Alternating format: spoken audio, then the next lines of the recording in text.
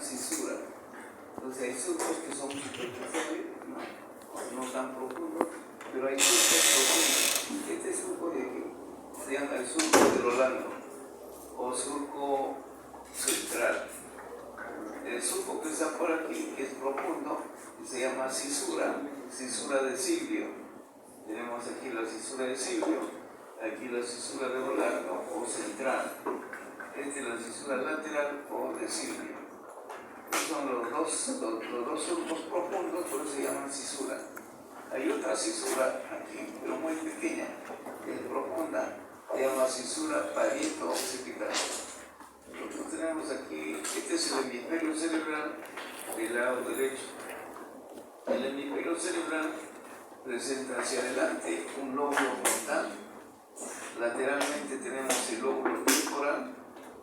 En la parte superior del lóbulo temporal tenemos el lóbulo occipital, parietal. Y la parte más posterior es el lóbulo occipital. Entonces tenemos adelante, desde el lado derecho, visto por la cara lateral, el lóbulo frontal, el lóbulo parietal, el lóbulo temporal y el lóbulo occipital. En la profundidad de este surco o de esta cisura de Silvio lateral hay otro lóbulo. Tenemos que abrir, separar el lóbulo temporal del frontal para ingresar a la profundidad y vamos a encontrar corteza cerebral como esta, que se llama lóbulo de la ínsula. Entonces, la corteza cerebral es la que cubre a todo el hemisferio cerebral, ¿no? Todo esto es corteza del cerebro. Y la corteza es sustancia gris. Si nosotros sacamos esta capa de sustancia gris, en la profundidad vamos a tener sustancia blanca. Ahora, esta corteza puede ser delgada como 1.5 milímetros de espesor, o puede ser en la parte occipital, o puede ser una corteza gruesa, aquí por delante de la cisura de Silvio, aquí la corteza es de 4.5 milímetros de espesor, ¿no? Entonces, ahora, ¿por qué tiene pliegues? ¿Por qué no es una superficie lisa? ¿No? Porque así de esta forma tiene más corteza cerebral. Dentro de los surcos está la corteza. Dice, lo que vemos solo es 1/3 de toda la corteza cerebral. Los 2/3 de corteza están dentro de los surcos y dentro de las cisuras. Es como si cogieran un papel y lo arrugan, ¿no es cierto? Lo vemos en papel arrugado, aparentemente tiene menos superficie, pero si lo estiramos tiene más superficie. Entonces el cerebro humano tiene más corteza cerebral que cualquier otro ser vivo, ¿no? Entonces, ¿cuál es la función, ¿no?, en general del cerebro, ¿no?, de la corteza cerebral? Tiene funciones superiores, ¿no? El habla, el aprendizaje, la cognición, el movimiento voluntario, las percepciones, las sensaciones, ¿no? Estas funciones son funciones de la corteza cerebral del humano, ¿no? Ahora, aquí tenemos la corteza del mismo hemisferio que hemos visto. Aquí está pintado la cisura de Silvio colateral. Aquí está la cisura de Rolando central. Ahora, ¿cómo diferenciamos? Simplemente vamos explorando surco por surco y donde vemos que hay un surco profundo, esa es la cisura lateral. De igual modo aquí vamos explorando esto, no es tan profundo, y aquí encontramos una cisura profunda, un surco profundo. Entonces, por delante de la cisura de Rolando tenemos el lóbulo frontal. Por debajo de la cisura de Silvio tenemos el lóbulo temporal. Todo este es el lóbulo temporal. Detrás de esta cisura de Rolando y por encima de la de Silvio, aquí tenemos el lóbulo parietal. Todo este es el lóbulo temporal. Entonces tenemos lóbulo temporal, lóbulo frontal, lóbulo parietal hasta la cisura parieto-occipital. Y aquí trazamos una línea pequeña, ¿no?, entre este ángulo se llama incisura. Aquí hay un ángulo. Cogemos este punto de la incisura y este surco o esta cisura parieto-occipital. Trazamos una línea imaginaria, de esa línea hacia atrás es lóbulo. adelante el lóbulo temporal, hacia arriba el lóbulo parietal. Entonces, la corteza cerebral es una sustancia gris. ¿Qué significa sustancia gris histológicamente? Son cuerpos de neuronas, millones de cuerpos de neuronas en la corteza cerebral.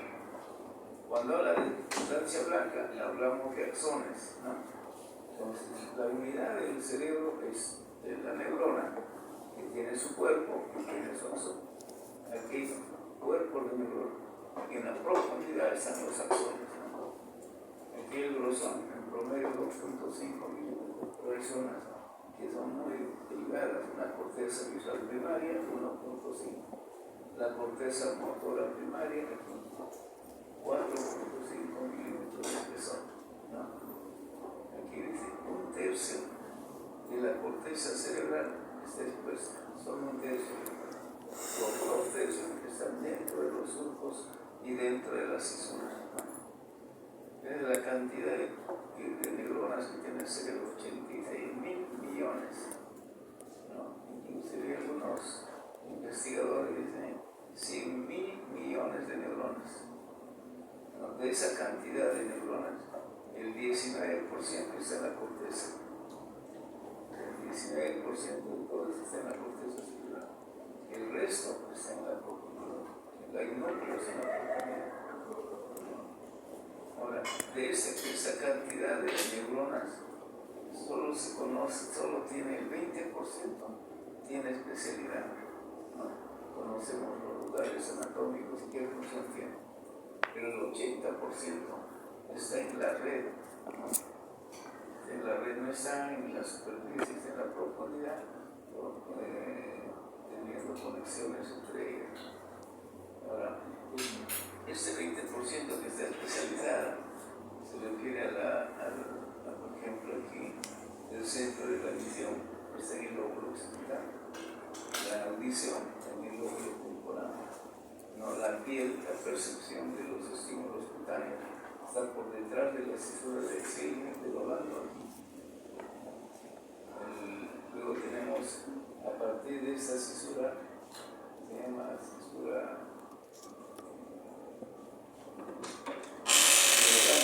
por delante el surco prerolando. Entre este surco prerolando y la cisura de Rolando, todo esta área se llama circunvolución frontal anterior. En esta circunvolución vamos a encontrar la vía motora, ¿no? A partir de aquí sale la neurona hacia la médula espinal. La información sensorial va a ascender hacia el cerebro, la información sensorial o sensitiva. La información motora va a descender. Entonces hay fibras ascendentes y hay fibras descendentes hacia el cerebro. Entonces, aquí habíamos señalado que solo el 20% tiene una función especializada. El 80% de esos 86.000 millones tiene una función de asociación, sirve para integrar, para conectar diferentes áreas, ¿no? Y además está en relación al lenguaje, al cálculo numérico, a la planeación y al razonamiento abstracto. No, estas características no tienen un área conocido. Está en la conexión entre el 80% de neuronas. O sea, no hay un área anatómica donde uno puede decir esto. Aquí está el área del lenguaje, ¿no? Está en la conexión, en la red entre neuronas. Ahora, esa corteza cerebral, ¿cuántas capas tiene? Habíamos señalado que hay corteza de 1.5 milímetros de espesor, pero con todas estas capas, o 4.5 milímetros, y cualquiera de estas capas. Esto se ve histológicamente, desde el punto de vista histológico. Entonces, la corteza cerebral tiene la capa más superficial de la molécula, y esta capa molecular está cubierta por la vía madre, que es una meninge que envuelve al cerebro. La segunda capa es la granular, que es la granular externa. La tercera capa es la piramidal externa, porque existen neuronas de tipo piramidal. Es la capa piramidal externa. Luego tenemos una cuarta capa, pero es la segunda granular, la granular interna, donde predominan células granulares, igual que aquí. La quinta capa, de nuevo tenemos aquí la célula, la piramidal interna, representada por células gigantopiramidales, que son las células más grandes. En estas pueden medir 100 micras, y las más pequeñitas miden 5 micras. Entonces, este es 20 veces de mayor tamaño que las que están en la granular. Luego, la última capa, la más profunda, es la multipol. Entonces, tenemos 6 capas en 1.5 milímetros de espesor o en 4.5 milímetros. Entonces, estos son los cuerpos de las neuronas, ¿no? Esta es la corteza, que es sustancia gris. Y a partir de aquí, hacia la profundidad, es sustancia blanca. Y en la sustancia blanca vemos axones nada más, ¿no? Todos estos son axones de esta sustancia blanca. Hay axones que están saliendo, que serán las vías motoras. Esta célula piramidal es una vía, va a generar una vía motora. Por ejemplo, aquí córtex espinal, va de la corteza hacia la médula espinal. Pero habrá neuronas que están ascendiendo. Por ejemplo, aquí se llama tálamo cortical, viene del núcleo, un núcleo profundo que se llama tálamo, que está subiendo ya hasta la corteza cerebral. Algunas se quedan en la capa más profunda, otras en capas más superficiales. Entonces, resumiendo, la corteza cerebral tiene 6 capas. ¿Y cuál es el espesor de esta corteza? Va entre 1.5 milímetros y 4.5 milímetros. Hay 2 capas piramidales, hay 2 capas granulares. La más superficial, la molecular, que son células muy pequeñas, y la múltipol.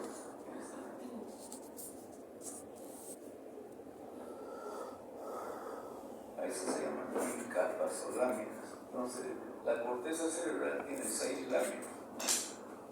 La molecular, la granular, la piramidal, la granular interna, la piramidal interna y la múltipol. Bueno, esa capa molecular es la más superficial y está siendo cubierto por una meninge, una cubierta que se llama piel madre. Debajo de la granular externa y luego tenemos la piramidal. Ahora, estas neuronas que están aquí en esta capa van a originar fibras comisurales y fibras de asociación. Aquí no dice neuronas, porque el conjunto de neuronas va a formar fibras. Cuando habla de fibras, significa miles de axones juntos, ¿no? Entonces, ¿qué significa fibras comisurales? Una fibra comisural significa que va de un hemisferio cerebral al otro hemisferio. Esa es una fibra comisural. Una de asociación es que cuando va de un lóbulo a otro lóbulo, pero en el mismo hemisferio cerebral. Trabajamos en el lado derecho, va del lóbulo frontal al lóbulo occipital del hemisferio cerebral derecho. Es una fibra de asociación, son axones. La comisural va de un hemisferio, del hemisferio derecho al hemisferio izquierdo o del izquierdo al derecho. Entonces, aquí hay diferencia entre 2 fibras, ¿no?, que tienen lugares en los hombros. ¿Y dónde se ubican? En la capa, en la piramidal externa. La granular interna recibe fibras tálamo-corticales, o sea, del núcleo que se llama núcleo talámico, ¿no?, salen fibras y van a la corteza, a esta capa, a la granular interna. Pues se llama tálamo, del tálamo a la corteza, ¿no? Y el tálamo tiene varios núcleos. Específicamente, ¿de qué núcleo viene? Del núcleo ventral posterolateral y del ventral posteromediano. El tálamo tiene más de 10 núcleos. De 2 de esos núcleos vienen axones hacia esta capa, ¿no? Se llama tálamo cortical de la vía. Ahora, en el área 17, el área de la corteza cerebral está dividida en 44 áreas. El área 17 dice la corteza, estamos hablando de corteza, pero la corteza en el área 17 recibe fibras del cuerpo geniculado lateral. Este cuerpo geniculado lateral está igual en el tálamo. El tálamo tiene cuerpo geniculado lateral, tiene estos núcleos y otros núcleos más. Entonces, el área 17 recibe fibras del cuerpo geniculado lateral. El área 17 aquí está en el polo, con el glóbulo occipital. Aquí está el área 17, 18 y 19. Y el tálamo está en la profundidad del hemisferio. El tálamo va fibras hacia esta zona, la que dice tálamo cortical.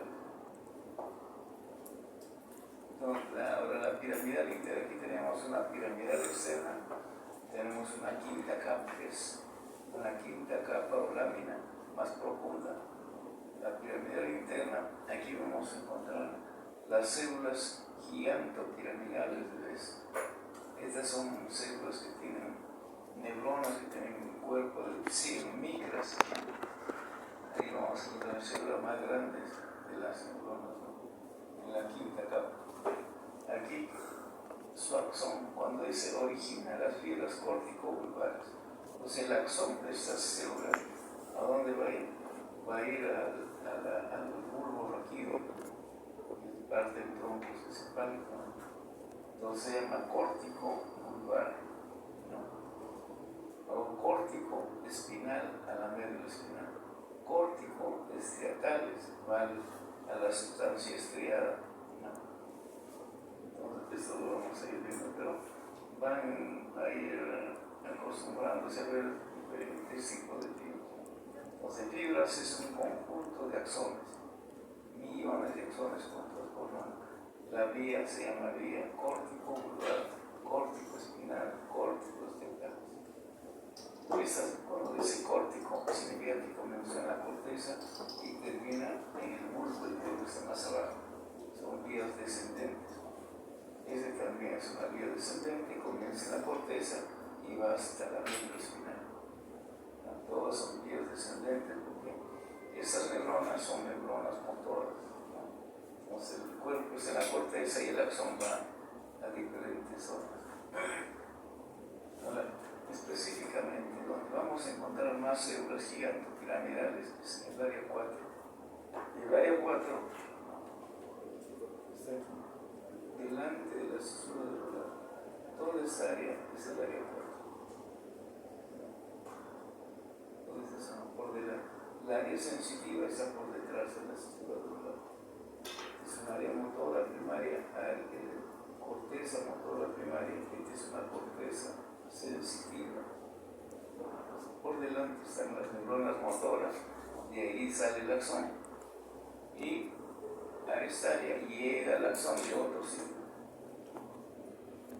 Entonces las neuronas tienen un cuerpo y tienen un axón, ¿no?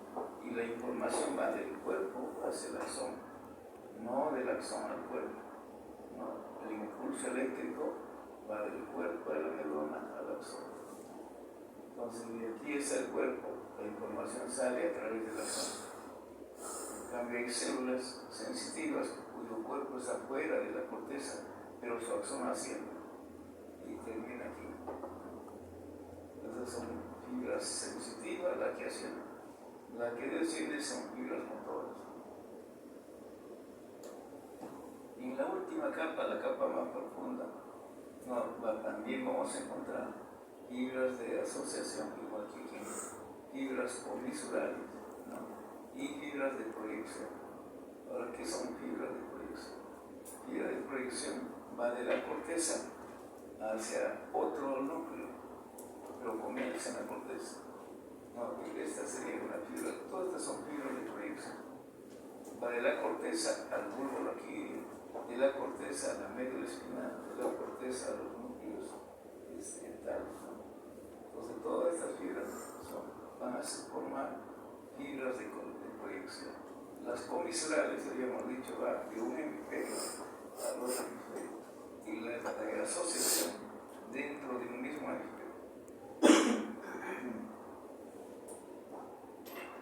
Ahora, ¿qué tipo de corteza cerebral hay? ¿No? Según las bases filogenéticas, ¿no? Y su estructura microscópica, hay tres tipos de corteza cerebral. La isocorteza, ¿no? Llamada también neocorteza o corteza homogenética, ¿no? Pero más se conoce como isocorteza. Es la más reciente en la evolución, ¿no? Lo que aparece al final de la evolución, lo último de la evolución. Esa corteza tiene 6 capas. O sea, no todas las cortezas tienen 6 capas. Hay zonas que tienen menos capas, pero esta tiene 6 capas. Y esta isocorteza es el 90% de la corteza en los humanos. Hay un 10% que tendrán 3 capas, ¿no? Pero es en menor magnitud. Entonces la isocorteza. Ahora, esta isocorteza se divide en 2 tipos, ¿no? La isocorteza homotípica y la isocorteza heterotípica. La homotípica tiene 6 capas, pero se puede diferenciar, ¿no? Las 6 capas. De 6 capas evidentes. Por ejemplo, la corteza sensitiva primaria es una corteza, una isocorteza homotípica. Detrás de la cintura de Roland. Entonces, toda esta zona es una isocorteza homotípica. Aquí vamos a encontrar 6 capas y es evidente cada una de las capas. Se puede diferenciar una capa de la otra. La otra isocorteza es la heterotípica. Hay 6 capas, pero no son tan evidentes. No hay mucha diferencia o diferenciación entre las capas. Pero es una isocorteza de 6 capas, pero no es tan evidente como pero tiene 6 capas. ¿Y dónde encontramos la corteza heterotípica? En la corteza motora primaria. Entonces aquí hay 6 capas, pero no es tan evidente como en la corteza sensitiva primaria. Otro sitio donde hay 6 capas no tan evidentes es en la corteza visual. Y la corteza visual es en el lóbulo occipital, ¿no? Se llama coniocortes. Luego tenemos la alocorteza, ¿no? Eso es antes de la isocorteza de la evolución. Esta alocorteza tiene 3 capas. Y será el 10%, porque isocorteza es 90% de toda la corteza. Y el 10% será alocorteza, ¿no? Y prácticamente es la más antigua en la evolución. Y hay de 2 tipos, alocorteza y de 2 tipos. La paleocorteza y la arquicorteza. Ahora, en el cerebro humano, ¿dónde encontramos paleocorteza y dónde arquicorteza? En la ínsula rostral, en el lóbulo de la ínsula de la parte anterior. Habíamos dicho que existe un lóbulo en la profundidad de la cintura del círculo, ¿no? Ahí va a haber corteza de 3 capas. Pues en la circunvolución piriforme, luego lo vamos a ver, ¿no? Y en la región orbitaria primaria. Luego, arquicorteza es la formación hipocámpica. Aquí también vamos a encontrar 3 capas. En el hipocampo, que es esta parte, y en la circunvolución dentada aquí. Aquí hay circunvolución dentada. Este es como un teonono que siempre lo veíamos por aquí. Se llama circunvolución dentada en la parte más profunda. Y antes de la circunvolución dentada está el hipocampo. Entonces, en estas zonas existen corteza cerebral de 3 capas. A esto se llama formación hipocampo. 3 estructuras forman la formación hipocampo. El hipocampo, la circunvolución dentada y el subículo. El subículo es antes del hipocampo. Aquí estaría el subículo, el hipocampo y la circunvolución dentada. Todo eso se llama formación hipocampo. ahí vamos a encontrar la arquicorteza, la más antigua. Entonces, luego tenemos la mesocorteza, es la zona de transición entre la isocorteza y la alocorteza. Si tenemos 6 capas, ¿no es cierto?, de pronto no se transforma en 3 capas, sino hay una zona de transición que va descendiendo a esa zona de transición entre la isocorteza y la paleocorteza, se llama mesocorteza. Histológicamente es una zona intermedia, transicional de las 6 capas hasta 3 capas. Esa zona se llama la mesocorteza. Es una zona de transición, ¿no?, entre la isocorteza y la alocorteza. Es una zona donde se canaliza la información desde las áreas de asociación de la neocorteza a la alocorteza. ¿Y dónde encontramos? Aquí. Este es el lóbulo occipital. La cara inferior del lóbulo occipital, aquí encontramos áreas que se llaman corteza orbitaria. Después tenemos aquí el tronco, es decir, la protuberancia. A los lados de la protuberancia tenemos el giro hipocámpico, giro y parahipocámpico o giro hipocámpico. Ahora, ¿qué es un giro? El giro es esta superficie. O sea, la superficie que está entre un surco y otro surco se llama giro o circunvolución. Aquí habrá una circunvolución, aquí otra. La corteza cerebral que está entre un surco y otro se llama circunvolución o giro. Entonces aquí tenemos todo esto de aquí. Es una circunvolución o giro parahipocámpico. ¿Para qué significa? Al lado del hipocampo. ¿No? Para es al lado o alrededor del hipocampo. Entonces el hipocampo está aquí en la profundidad y este es el giro parahipocámpico. Aquí está del otro lado. Ustedes aquí van a ver como la cabeza o como un caballito de mar está así.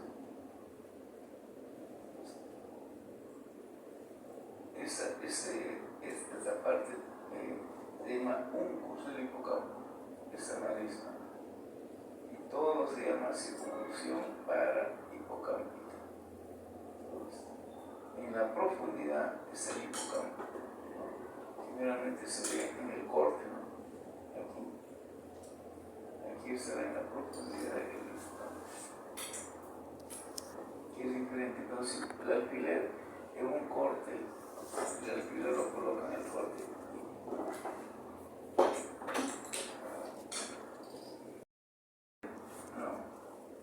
Lo colocan aquí en el corte, ¿no? Ahí pone hipocampo. Pero si el alfiler estuviera en la superficie, ahí se llama circunvolución parahipocámpica o parahipocámpica, cerca al hipocampo, ¿no? O giro.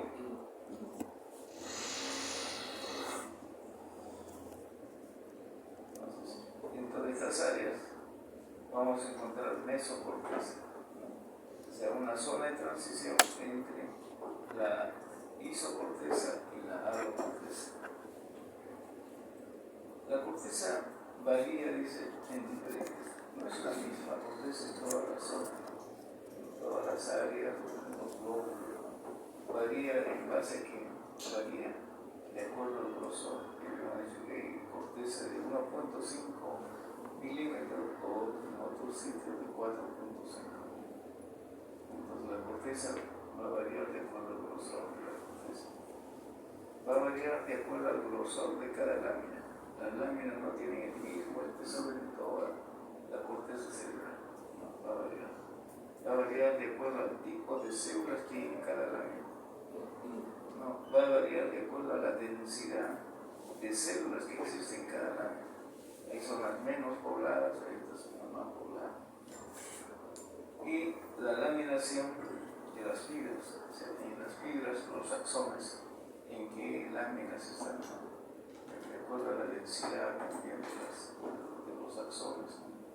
Entonces, de acuerdo a todos estos aspectos, varía la corteza cerebral. Ahora, Korbinian Brockman, un histólogo, neurólogo alemán, en 1909 publica un trabajo que se llama Ciclo de Arquitectura de la Corteza Cerebral. Él estudia, como era un histólogo, estudia toda la corteza cerebral desde el punto de vista histológico y observa que hay grupos de neuronas que tienen la misma característica, ¿no? Y se diferencian de áreas vecinas y esas se diferencian de las otras. Entonces encuentra poblaciones de neuronas en la corteza cerebral diferentes y él empieza a hacer un mapa, ¿no?, de todas las áreas y le va poniendo números, ¿no? El área 1, el área 2, a medida que va estudiando las áreas. Y al final estudia toda la corteza cerebral y encuentra 44 áreas en el cerebro, en la corteza cerebral del humano, ¿no? Pero porque dice 54, 52 áreas, porque él estudia cerebros humanos y cerebro de monos en forma paralela, ¿no? Entonces las áreas que no las áreas que no están, que no figuran, ¿no?, dentro de los 44, con un espacio, hueco, lo que quieran, entre la 48 y 51, no figura en los libros porque esas áreas de la corteza cerebral de los monos, ¿no? Entonces la corteza humana tiene 44 áreas, ¿no? Entonces, este es un dibujo, ¿no? Este es un dibujo de forma, hace más de 100 años, ¿no? Entonces aquí encuentra una población, le pone un redondito de negro, otro negro. Es el área motora. Este es el hemisferio cerebral del lado izquierdo. Nosotros estamos viendo el hemisferio cerebral del lado derecho, ¿no es cierto? Porque este es el lóbulo frontal, atrás del lóbulo occipital, aquí está el lóbulo temporal y aquí el lóbulo parietral. Esta es la cisura de Rolando, o cisura central. Esta es la cisura de Silvio o lateral. Son dos surcos profundos, pero hay otro surco es la cisura parieto-occipital. Es profundo, pero es pequeño, ¿no? Entonces aquí cogíamos un ángulo que se llama la cisura angular y trazamos una línea. Todo este es el lóbulo occipital. Está debajo de la cisura de Silvio, es el lóbulo temporal. Está por delante de la cisura de Rolando, esta es la parte anterior, es el lóbulo frontal. Y entre esa cisura, el lóbulo occipital y el temporal, todo esa de aquí, es el lóbulo occipital. Entonces, Brockman coloca números, ¿no? Este es el área 4 de Brockman. Si está delante de la cisura de Rolando, este es un área motora.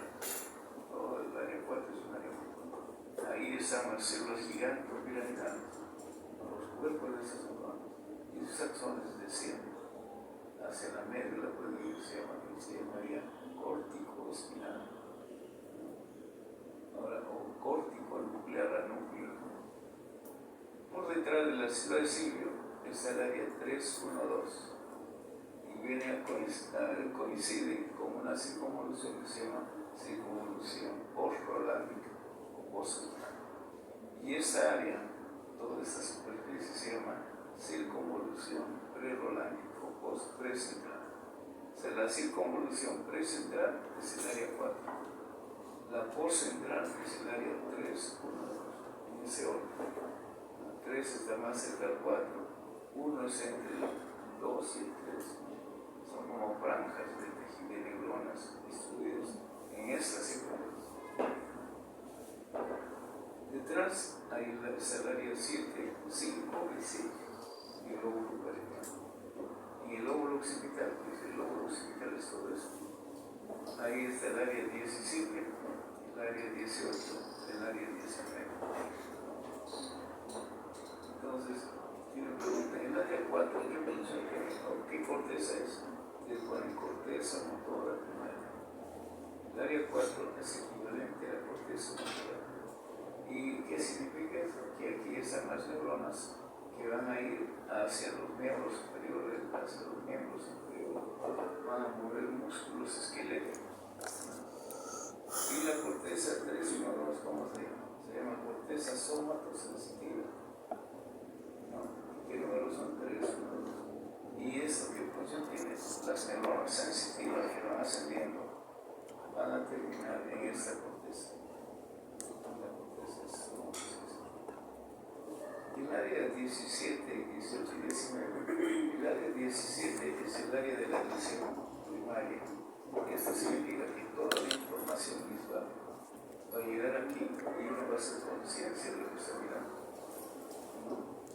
El área 18 y 19 encargan de diferenciar los colores, de diferenciar la profundidad. Si uno está bajando las escaleras, los peldaños están en diferente profundidad. Entonces, en el cerebro diferencia esa profundidad. ¿No? Si estamos operando, un vaso sanguíneo puede estar sangrando en un nivel diferente. Yo voy y coloco la pinza, ¿no? O sea, distingo la profundidad. Entonces, esta corteza, el área 18 y 19, nos permite diferenciar los colores y nos permite diferenciar la profundidad. Ver a los objetos en 3 dimensiones. Hay pacientes que no pueden diferenciar los colores. ¿Cómo se llaman ellos? Los daltónicos. Y ellos no pueden ir a comprárselo. Un familiar tiene que comprar algo porque no diferencia los colores. No pueden manejar porque no pueden diferenciar el semáforo. ¿No? Entonces, se llama daltonismo. Entonces, cuando hablan del hombro occipital, es una corteza visual. El hombro occipital. Las 3 áreas le corresponden a la corteza visual. A la primaria, donde podemos identificar una estructura que miramos de acuerdo a nuestra experiencia, es el área que aquí es colores y profundidad y ver un objeto en 3 dimensiones. Todo el hombro occipital es la arte visual. Ahora el lóbulo temporal, este es el lóbulo temporal. Tenemos aquí cerca la cisura de cilio o cisura lateral. Tenemos aquí el área 41 y 42. El área 41 y 42 es el área de la audición primaria. O sea, llega la información no auditiva a esta área y lo escuchamos, pero no lo entendemos. Esa información auditiva tiene que ir a otra área, se llama el área 39 y 40, más el área 22, pero la parte posterior, donde está la T, es el área 22 desde aquí hasta aquí. Entonces, toda esa área, el área que sería el 22, la parte posterior, el área 39 y el área 40, se llama el área de Wernicke. Entonces, el área de Wernicke. ¿Qué es el Wernicke? Un neurocirujano. ¿Qué hacía el Wernicke? Él estudia solo esa área. Goldman estudia todo desde el punto de vista zoológico, lo clasifica como 4 áreas. Wernicke estudia esta zona, le interesa por esta zona, y por eso se llama el área de Wernicke. ¿Qué significa? ¿Qué función tiene esto? Se llama área de lenguaje de comprensión. ¿Qué significa? La información auditiva llega al área 41 42. Luego de aquí salen axones hacia esta área, hacia estas áreas.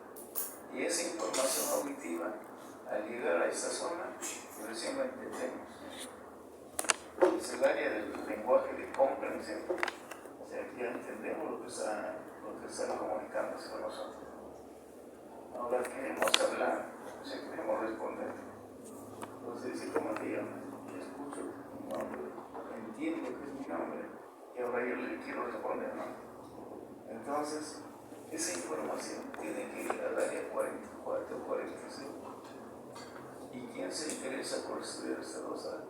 El Broca, el neurólogo, neuroanatomista y neurólogo francés. Y él estudia solo esa área en pacientes, con casos, con problemas con algún tipo de enfermedad. Antes, como estudiaba, envía el paciente y el paciente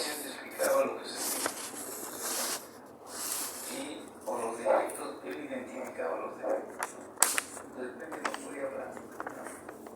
Y fallecía el paciente y le hacen autopsia. Y ven dónde está la lesión del cerebro, ¿no?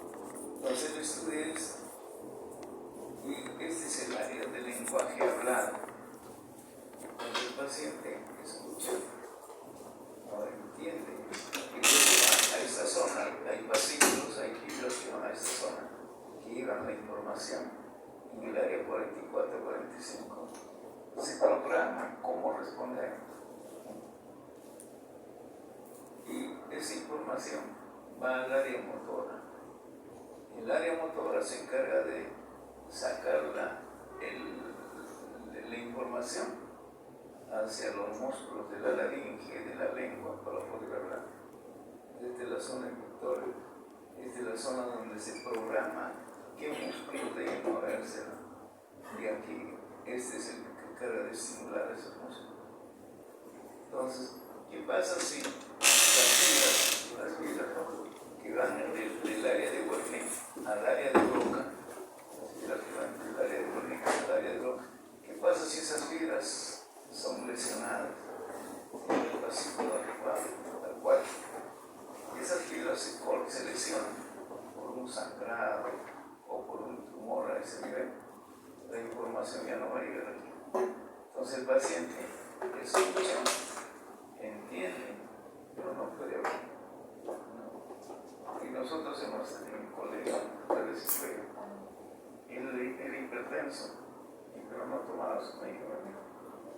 Y un día al sangrado en esta zona, porque el reconocimiento lo llevan al hospital, examinan los neurocirujanos, los neurólogos, y le toman tomografía y resonancia, y encuentran que hay un sangrado dentro del hemisferio cerebral, ¿no? Y justo donde está el área del fascículo al 4. Y luego él ya lo atiende, lo operan, lo sacan los coágulos que había quedado, ¿no? Y el vaso también lo bloquean para que no siga sangrando, lo cauterizan. Y el problema es la recuperación, pero sigue despierto, sigue vivo, todos como se lo están viendo. Él escucha, él venía acompañándonos en la visita. Antes en la visita nosotros pasamos visita en las mañanas. Son 20 camas. Son ahí residentes del primer año, 2 residentes del segundo año, 2 residentes del tercero. Y los asistentes. Y hay alumnos en mi curso de estudiantes. Entonces, como 20 personas que pasamos visita cama por cama. Y el residente primero se encarga de lo que se llama. Entonces, ahí estaba el doctor. Él escuchaba la visita, no entendía el problema del paciente, pero no quería comentar balbuceando. Era porque tenía lesión del fascículo